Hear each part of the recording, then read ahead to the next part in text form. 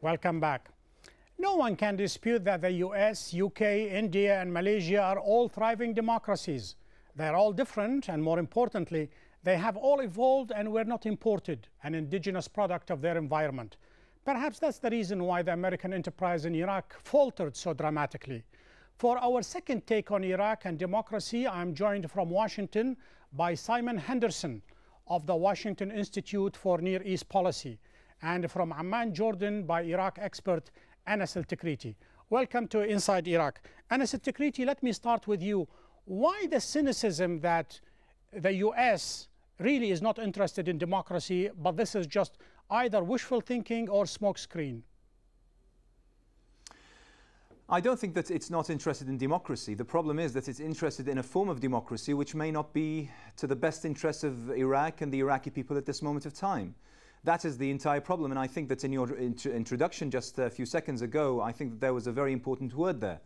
That democracy is basically the culmination of an evolution process on a social context as well as on a political level.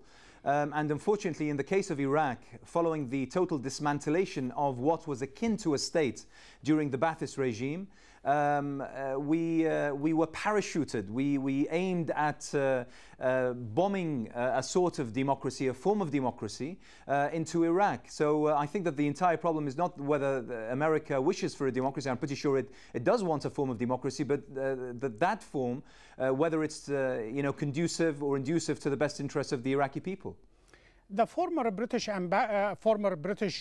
Foreign Secretary, Jack Straw, in a very famous article, Mr. Henderson, in 2005 said, the progress we made in Iraq far exceeds the progress we made in Japan and Germany. You know, the elections came a lot earlier and we are in control. Is that your take? Well, it's certainly a point to be made.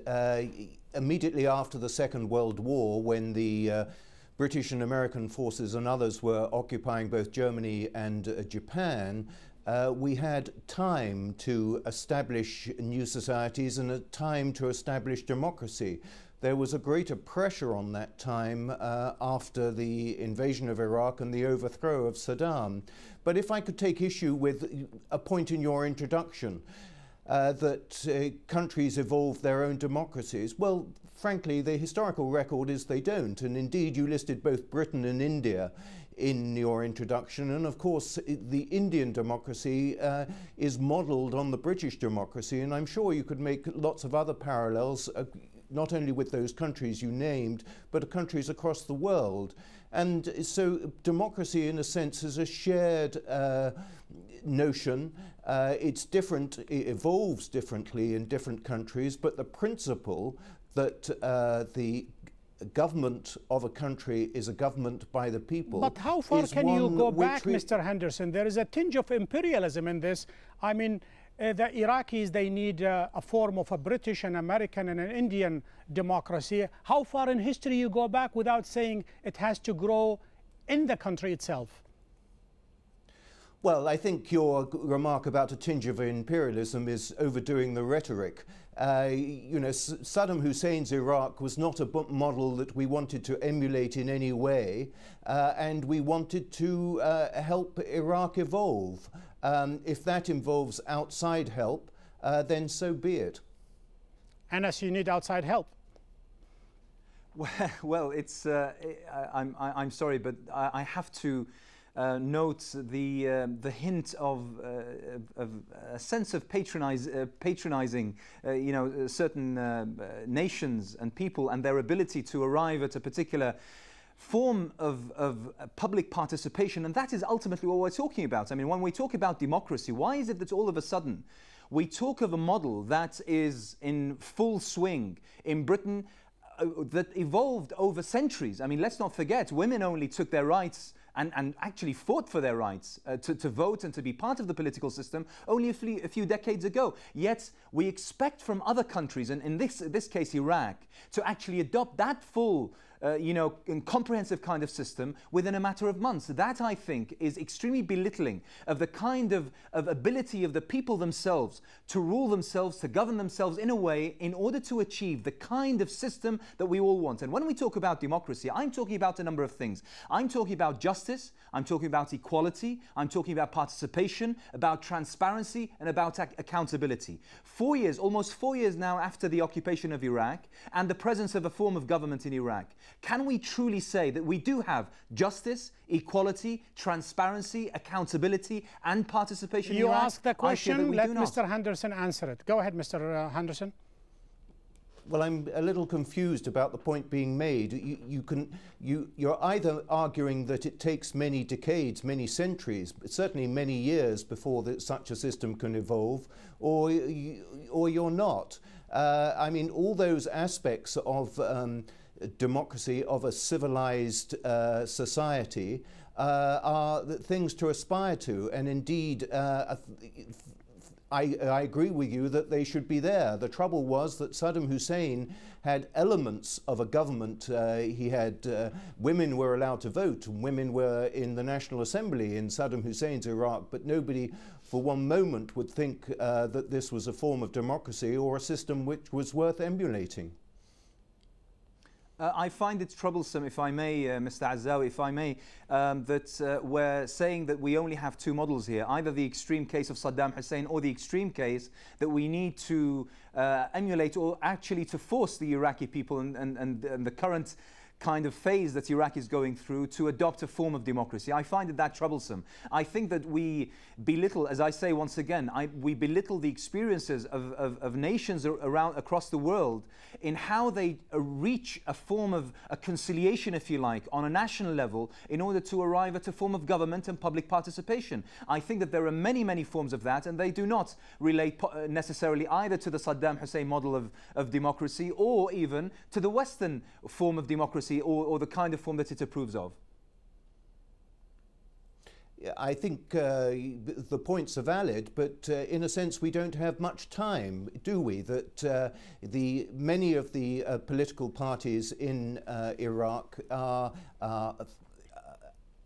using not only democratic methods, political methods, but also because of the nature of their armed militias associated with them, they're using elements of force, persuasion, torture, all those ghastly words which we don't want in any society.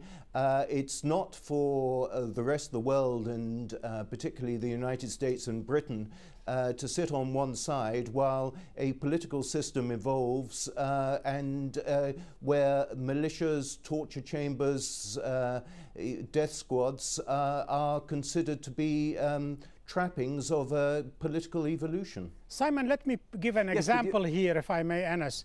The United States gave a contract, $466 million, to the Research Triangle Institute of Washington, somewhere in the United States, in North Carolina, in order to promote democracy in Iraq. And the gentleman in charge, Christian Arendelle, he said, these are not elections, these are selections.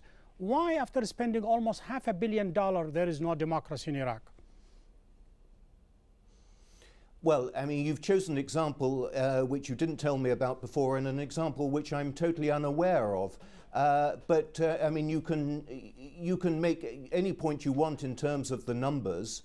If the United States could have done things more cheaply in Iraq, it would have done. But throwing numbers like that, in a sense, is rather meaningless. It's not for lack of effort and lack of money. If anything, Mr. Henderson, it's a flagrant example of failure and a security. Wouldn't you agree? Well, absolutely. I mean, I think that now, almost 4 years on, 3 governments on, 2 elections, 1 referendum, we still have a government that cannot actually venture out of a 2-square-mile zone called the Green Zone, and which has almost no say over parts of its own forces, where Iraqi people, and this is where I come into democracy. Democracy ultimately is the culmination, is the pinnacle of human achievement. Basically, people will thrive and bask in the glorious sunshine of democracy. At this moment of time, why is it that Iraq... I need to stop you for a second to thank you and give the final word to Mr. Henderson in less than 1 minute. Go ahead. Mr. Azawi, you spoke of failure. There have been setbacks, but what do you want us to do, or what do you want the world to do, what do you want the United States to do, what do you want Britain to do, just to say it was a bad experience and walk away from it? I mean, that's patronizing, isn't it? That's that was a question, Mr. Henderson, people should have thought about, and a lot of people want both the UK and the US in the form of millions of mass demonstration, but nobody heeded that warning. Well, yes, but the result was that we got rid of Saddam Hussein. We did the world a favor by getting rid of Saddam Hussein. We did Iraq a favor. The rest of it is work in progress. And as President, I don't want to be an apologist for President Bush, but this is a man who's determined to make an Iraq a success. On that successful note, I would like to thank you and Anas Al-Tikriti. To find more information about the program and to send us your comment, please go to aljazeera.net/English. We have reached the end of our show. Join me next week when we have another look inside Iraq. Goodbye.